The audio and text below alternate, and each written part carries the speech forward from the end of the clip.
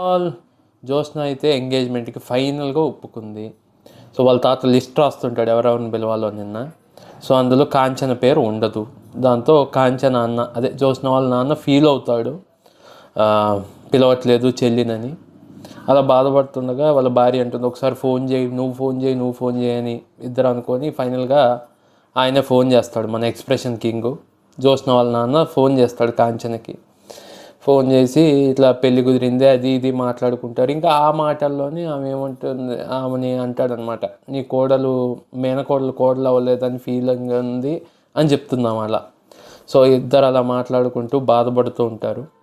So పెట్టేస్తుంది మధ్యలోనే phone, ఎందుకంటే అంతకంటే ఎక్కువ మాట్లాడితే వాళ్ళ నాన్న ఎక్కడ ఆయన తిడతాడు అని చెప్పేసి దశరథ్ని పెట్టేస్తుంది ఫోను. దాని తర్వాత ఇంట్లో కార్తీక్ బాబుకి చెప్పుకుంటుంది అనమాట, ఇట్లా పుట్టింటిని వదులుకోలేను కదా అని చెప్పి వింటాడు.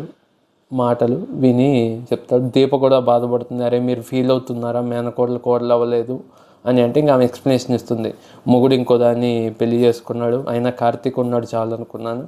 అలానే జ్యోత్స్న కోడలు అవ్వాలనుకుంది, కానీ నువ్వు కోడలు అయ్యావు కదా చాలు అనుకున్నాను, బట్ పుట్టింటిని వదులుకోలేను కదా అని చెప్తుంది.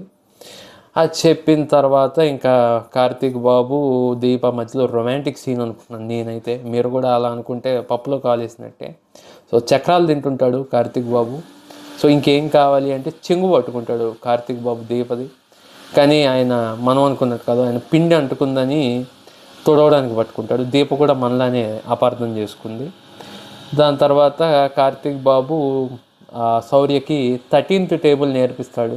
ఆ అమ్మాయికి చాలామందిలానే 13 వచ్చింది, 13 వచ్చింది, తర్వాత రావు. సో అందరికీ, నాకైతే చిన్నప్పుడు పుస్తకం పట్టుకోగానే నిద్ర వచ్చేది.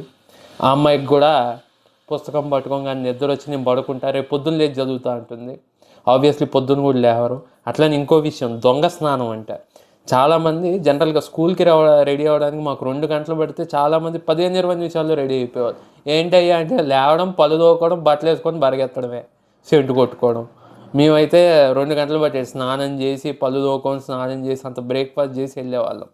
సో అలా అనమాట సీరియల్ అలా అయిపోయింది. లాస్ట్కి ఇంకా అమ్మాయి ఉంది కదా, వాళ్ళ నాయనమ్మ, జ్యోత్స్న వాళ్ళ నాయనమ్మ కార్తీక్ వాళ్ళ హోటల్కి వెళ్ళి క్యాటరింగ్ ఇమ్మని చెప్తుంది. ఎందుకో తెలీదు, 3,000 అంట ఒక ప్లేట్. సో 100 మందికి ఆర్డర్ ఇచ్చి 3 లక్షలు ఇలా ఇచ్చేస్తుంది ఆమె. దాన్ని తీసుకొని ఆ మేనేజర్ హ్యాపీగా ఫీల్ అవుతుంటారు. ఏంటి ఇన్ని రోజుల నుంచి వీళ్ళు హోటల్ క్లిక్ అయింది, ఒక కారో బైకో కొనుక్కోవచ్చుగా. ఇక సైకిల్ మీద లాక్కుంటూ వస్తాడు కార్తీక్ బాబు, లాక్కుంటూ వచ్చి అక్కడ దింపుతాడు దీపని. అంతటితో సీరియల్ అయిపోయింది. చూద్దాం రేపు ఏమవుతుందో.